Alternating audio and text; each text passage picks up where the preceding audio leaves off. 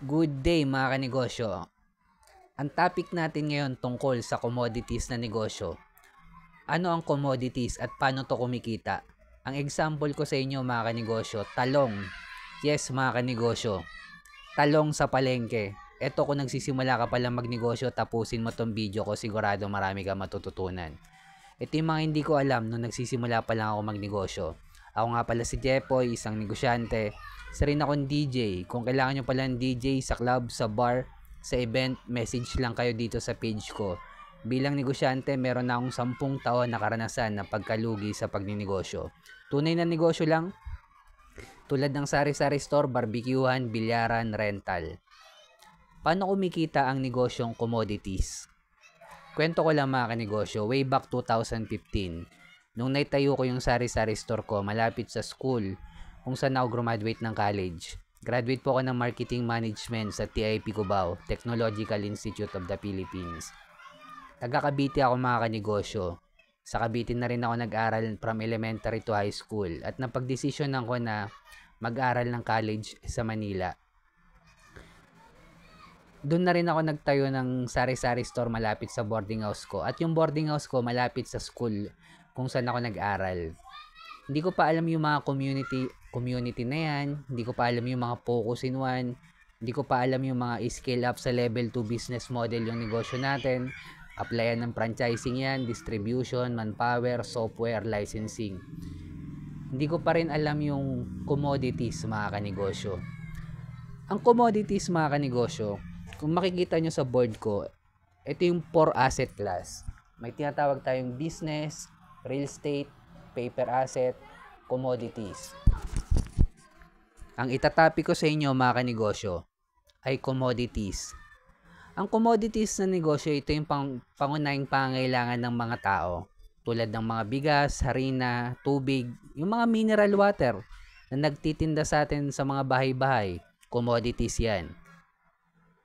Sa commodities na negosyo, hindi ka basta-basta makapagtaas ng presyo mo. Dahil may price range yan mga kanegosyo at kahit sinong may pera pwede magnegosyo ng commodities. Kasi sobrang dali kumita dyan. Mabilis lang magpaikot din ng pera. Ang mahirap sa commodities, hindi ka makakapag-markup ng malaki. Kasi government ang nagdi-declare ng presyo dyan. At hindi ka pwedeng basta-basta mag-overprice. Excuse. Halimbawa, yung isang pirasong talong, gusto ko, bilang may-ari, gusto kong ibenta yan ng 50 pesos isa. Pero sa kabilang tindahan ng gulay, ng talong, 5 piso lang yan. Ngayon, mga kanegosyo, tingin nyo bibili sa akin yung customer? At pwede pa akong isumbong sa DTI. At pwede pang ipasara yung tindahan mo dahil sa overprice.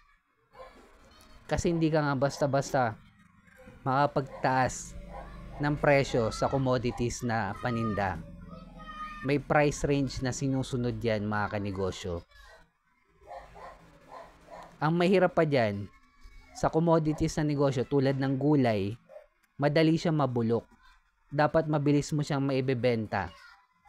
Kaya possible din, malugi ka.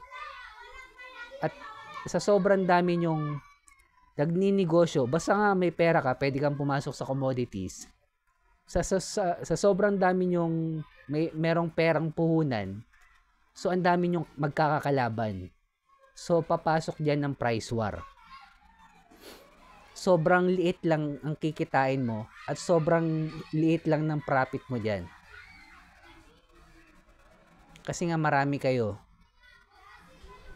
Ang ina-advise ko bilang negosyante mga kanegosyo, ikaw yung mag-create ng sarili mong produkto. Kunyari itong kwintas, gayahin mo lang. Tatakan mo ng brand na Boss Jepoy, ikaw may-ari ng produkto, ibenta mo sa community yung pinaglilingkuran mo, pwede ka makapag-markup ng malaki. Depende sa lupit ng produktong magagawa mo. Regarding sa pagkanta, ikaw yung nag-compose ng kanta, pwede rin.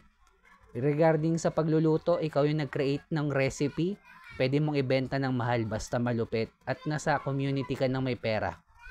Kung marunong ka naman magtahi, malupit ka gumawa ng pagtatahi ng tela, pwede kang gumawa ng polo, tatakan mo ng Boss Jepoy halimbawa na brand.